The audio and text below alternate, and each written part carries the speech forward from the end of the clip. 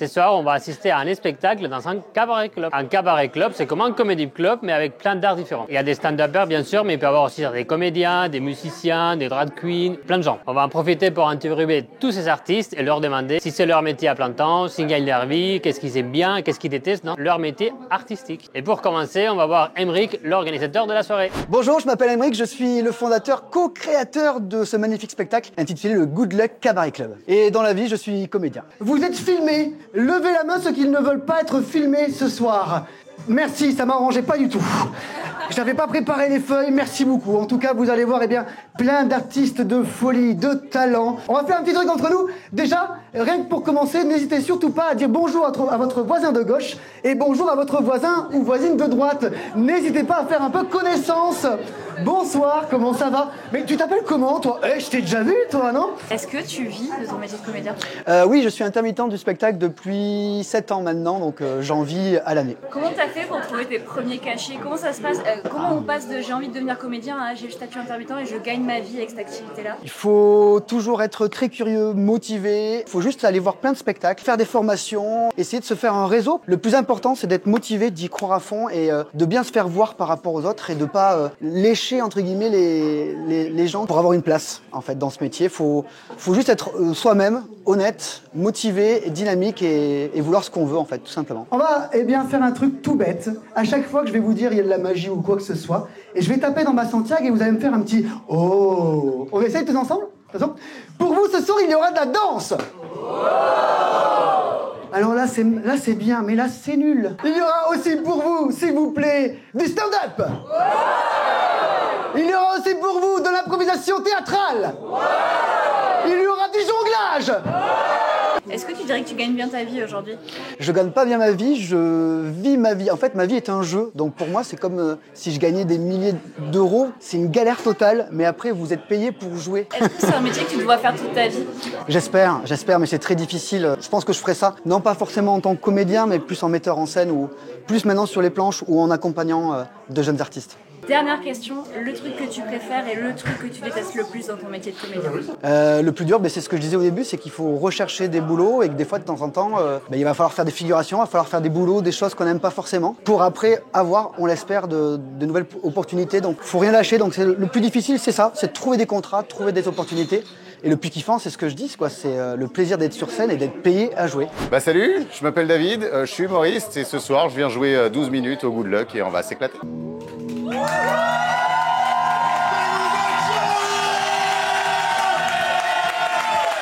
C'est ton métier dans la vraie vie? Ça commence, ça devient mon métier. Là, ça fait quelques mois que je commence à en vivre. De toute façon, le chômage se termine dans un mois, donc je suis obligé. Tu faisais quoi avant? Avant, j'étais dans l'hôtellerie de luxe, dépression de la trentaine, et j'ai tout plaqué, et voilà, maintenant je fais des blagues. Qu'est-ce que t'aimes le plus dans cette activité-là de comédien? Qu'est-ce que tu viens chercher là en jouant devant des gens? À mon âge, moi je me suis mis à 32 ans là, à mon âge, ce qui me fait kiffer, c'est la liberté totale. C'est te dire que quand t'es jeune un peu, tu fais, même quand je voulais être comédien à l'époque, et je faisais les choses un petit peu en me disant, j'aimerais bien que ça marche. Aujourd'hui, je fais les choses en me disant, j'aimerais bien me faire rire. Et je fais que des trucs qui me font marrer, c'est pour ça que je fais des trucs bizarres, je fais parler des animaux et compagnie. Et je m'éclate quoi, c'est mon monde. Un jour, il y a un monsieur, il arrive, il voit une veste en cuir, il fait, elle est pas mal, mais elle est un petit peu abîmée ici. Il fait, oh, c'est normal, c'est du fait maison ça. Ah bon? Oui. Et vous avez des vaches? Oui. Je peux les voir? Oui, d'accord, 2 minutes. David, papa, va faire la vache. Quoi? Fais la vache. Allez-y, monsieur. Et au contraire, est-ce qu'il y a un truc que t'aimes moins? Ok, ouais. Il y a un peu la désillusion d'un monde que tu vois où tu te dis je vais rencontrer que des humoristes et on va s'éclater tout le temps. Mais il y a quand même une guerre d'ego de temps en temps, même si avec la plupart on s'éclate. Et au-delà de ça, le truc qui me chagrine un petit peu, le stand-up prend énormément de place sur la création d'humour, enfin l'exposition de l'humour en France. Et il y a moins d'autres canaux comme l'impro, comme le one-man show, one-woman show, etc. Et je trouve ça dommage parce qu'on voit que le public adore ça, mais la tendance est au stand-up pur, c'est-à-dire stand-up pur, micro, van. C'est très bien, j'adore, je suis fan, mais je trouve que ça devient focus là-dessus. Et pour les gens comme moi, par exemple, qui aiment faire des longues histoires avec de la régie, etc., si tu veux te faire connaître sur Paris, ça marche plus comme avant où tu pouvais aller dans les cafés-théâtres, etc. Je dis pas que c'était facile avant, mais aujourd'hui, en comédie club, tu veux commencer, tu as des créneaux de 3 minutes, ce qui est très difficile pour installer un univers. Et ça, c'est un peu compliqué. C'est un peu... Ah, voilà Paul Méridel. Paul, j'avais une super vanne. Oui, David. J'écoute. écoute. Attends, c'était pas... Attends. Mais c'est qui, eux? Frotte. C'est une question de mode, non, tu penses pas? C'est une grosse tendance. Ça ouvre la porte à beaucoup de gens qui veulent monter sur scène parce qu'il y a moins besoin d'acting, etc., moins besoin de régie et tout. Mais du coup, ça a fermé la porte un petit peu. Je dis pas fermé parce que je m'éclate, moi je joue, mais un petit peu, en tout cas en termes de visibilité, même sur les réseaux, etc., à un art plus large et plus acting, plus spectacle. Bonjour, je m'appelle Figaro. Bonjour, je m'appelle Neila. Et ensemble, on fait un duo. C'est un duo, jonglage et musique, chanson. Lentement.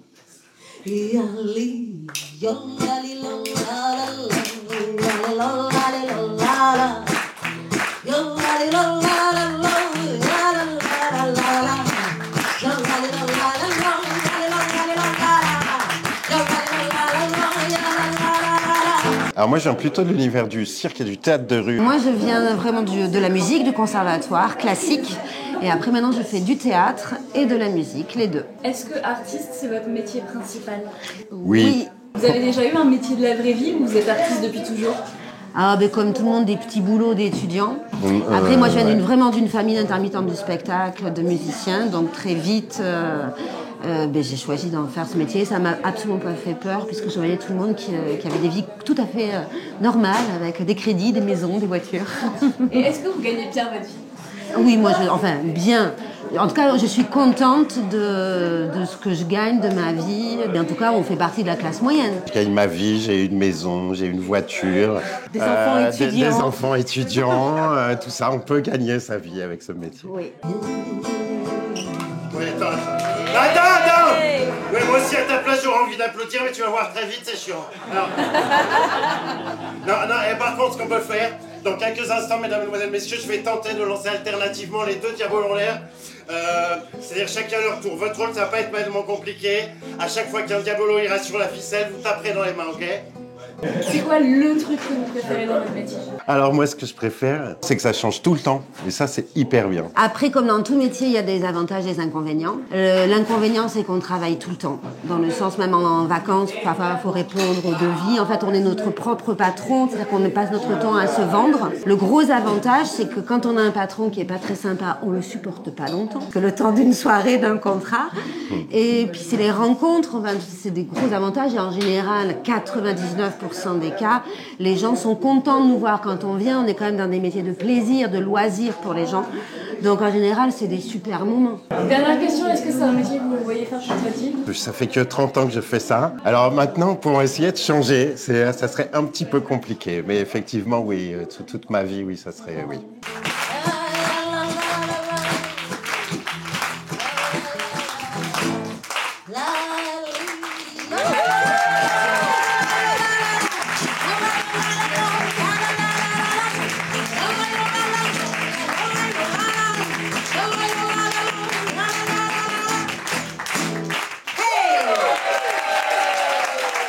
Je m'appelle Cédric, je suis comédien et ce soir je vais faire un numéro d'impro pour le Good Luck. Le principe est simple, il y a ici un tableau avec 10 emplacements qui ne tarderont pas à être remplis avec des mots que vous allez donner. Et il s'agit, depuis la scène, de les mémoriser pour vous les restituer de mémoire, dans l'ordre, dans l'histoire. Ok, on continue, oui? Chocolatine. Chocolatine. Quel emplacement? En 8 chocolatines. C'est une de mes activités, puisque je suis à la fois comédien, formateur et auditeur. Une partie de tes revenus de comédien? On va dire une moitié vient de mes revenus de comédien, soit au travers de spectacles, soit au travers des comedy clubs. T'as toujours été dans des métiers artistiques? Non, j'ai une formation initiale d'ingénieur en chimie et physique. Après, j'ai travaillé pour le CNRS, j'ai travaillé dans l'industrie, j'ai même été fonctionnaire à l'université et maintenant en freelance. T'as prévu quoi pour le buffet? Je sais pas, un truc simple, tu vois, du rôti de bœuf, un taboulé. C'est facile, quoi. T'as prévu des fruits de mer aussi? Bien sûr, tu sais, elle adore les huîtres, alors forcément. Est-ce que c'est un métier que tu dois faire toute ta vie? Oh oui, ça j'abandonnerai jamais. Il n'y a pas de retraite pour les gens qui s'amusent en impro. En fait, mon objectif en tant que comédien et artiste, c'est d'amener un petit peu de légèreté au travers de spectacles dans lesquels essentiellement on rit et on se met en connexion avec le public. Une chose, La liberté, le temps libre. La liberté de gérer mon temps comme je l'entends. Mais ça, tu pourrais l'avoir dans n'importe quel métier en fait, finalement. Probablement, mais dans l'activité artistique, il y a une dimension de choix des projets, de temps de création qui donne une autre dimension à la densité du temps. Formidable. Mesdames et messieurs, en 1, nous avions paillettes. En 2, huîtres. En 3, on avait aiguille. En 4, non, c'était en 6. Mesdames et messieurs, merci. Je m'appelle Jérémy, ou alias Monsieur Porte-Voix, et je suis chanteur, guitariste et improvisateur. Mon numéro de ce soir consiste en le fait de proposer de la musique improvisée.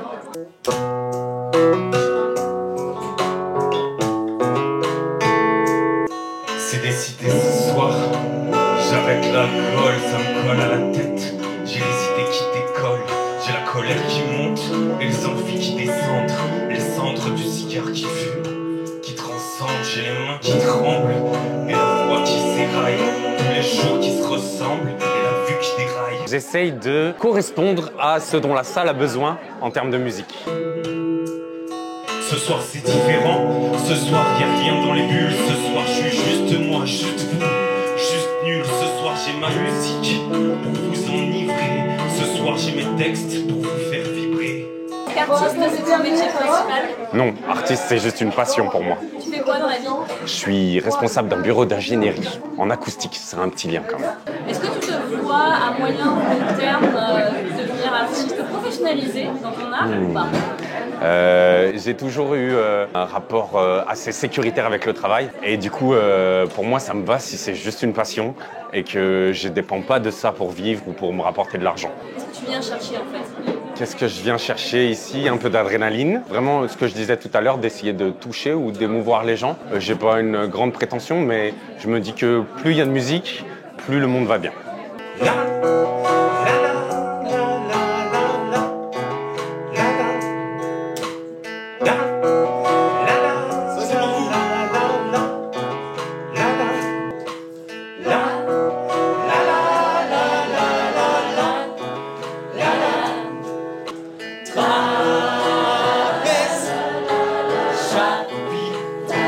Ok, ça c'est notre refrain. Pour le couplet, je vais m'en occuper. Il y a un mec qui est venu avec sa femme et sa guitare. Il a joué du diabolo et on voulait pas le croire. Il y a un mec qui est venu, il était un peu barré. C'était un peu difficile de le suivre, il avait l'air un peu taré. Il y a une meuf qui est venue, plein de meufs en fait. Elles étaient là à danser, elles étaient super chouettes. Salut tout le monde, moi c'est Davidson, je suis stand-upper et je viens jouer un 10 minutes au Good Luck. Stand-upper c'est pas mon métier principal, moi je suis médecin généraliste, ostéo et médecin du sport. Et donc il y a 2 ans tout juste, c'était ma première scène de stand-up. Et bienvenue dans Question pour un champion. Ah oui. Sans plus attendre, on accueille nos candidats. Candidats de gauche, on fait du oui. Et oui, du stand-up dans une laverie, le public de gauche est là. Je suis toujours médecin à mi-temps, donc moitié-moitié, on alterne les gardes et puis les tournées. Incroyable. Tu gagnes ta vie aujourd'hui en tant qu'artiste? Je pourrais arrêter ma carrière de médecin et être artiste si je mangeais des glaçons. Mais et je faisais les trajets à pied, hein, donc je vais pas en tournée en vélo. Non, pour le moment, c'est vraiment mon activité de médecin, c'est mon fonds de commerce, c'est mon activité alimentaire, on va dire. Et le stand-up, au début, c'était vraiment juste pour le kiff, j'ai commencé. Et effectivement, avec la tournée, on commence à avoir des dates qui rentrent. Je suis en train d'envisager de voir est-ce que je me lance à fond ou pas. Toi, tu es encore petit, Titi. Tu as 6 ans, tu es que en terminale. En plus, médecine, 9 ans minimum, c'est hyper long. Titi, tu es asiatique, chez toi rien n'est très long. Ça coûte cher de se lancer dans le stand-up? Alors ça peut coûter cher, moi je fais tout seul en autoproduction avec 2 amis et puis je commence à m'entourer.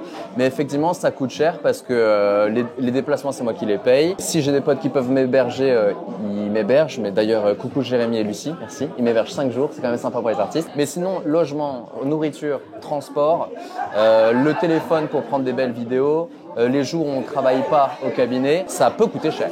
Avant, tu avais quand même un métier qui avait beaucoup de sens, toi. Donc, c'est pas une espèce de crise de sens de la trentaine ou quoi. Donc, qu'est-ce que tu viens chercher dans cette nouvelle activité?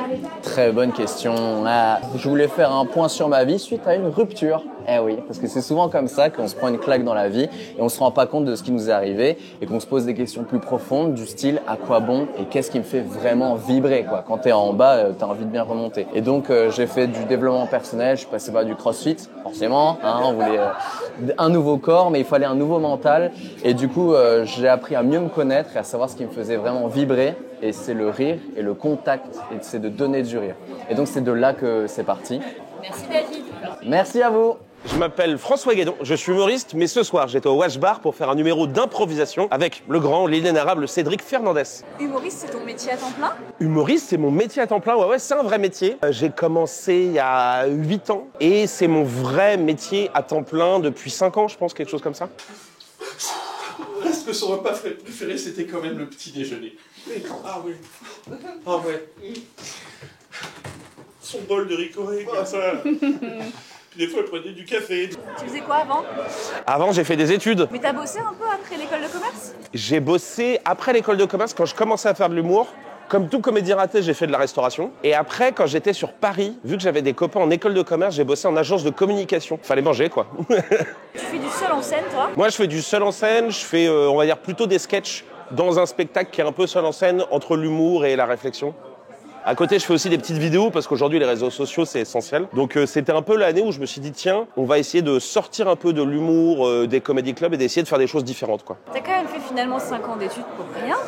Non. Alors, maman, je sais que tu le penses, mais non. Non, je dirais que, en fait, ces 5 années d'études, ça m'a nourri. Parce que j'ai fait des sciences, j'ai fait de la littérature, j'ai fait un peu de commerce. Et en fait, mon spectacle, il ressemble aussi à ça. Il ressemble à cette expérience de vie que j'ai eue, quoi. Et est-ce que tu penses faire ça toute ta vie?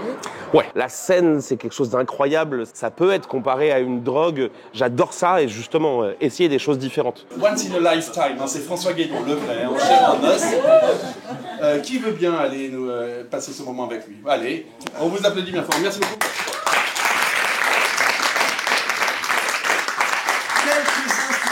Qu'est-ce que t'aimes pas dans ton métier d'humoriste? Le transport. Genre, je vais jouer à Grenoble jeudi, vendredi, samedi. Je pars de Bordeaux. Je dois avoir 6 heures de train. Voilà, faut avoir Netflix et un bon bouquin. T'en as chié pour en arriver là où t'es aujourd'hui? Oui, il y a eu des difficultés, il y a eu des galères, il y a les premières scènes, il y a les bides, évidemment. Et puis les bides, ils continuent d'arriver parce que il faut se remettre en question, il faut essayer de se remettre en danger. Mais la galère, en fait, dès lors que tu fais quelque chose qui te passionne, la galère, elle est vachement plus facile.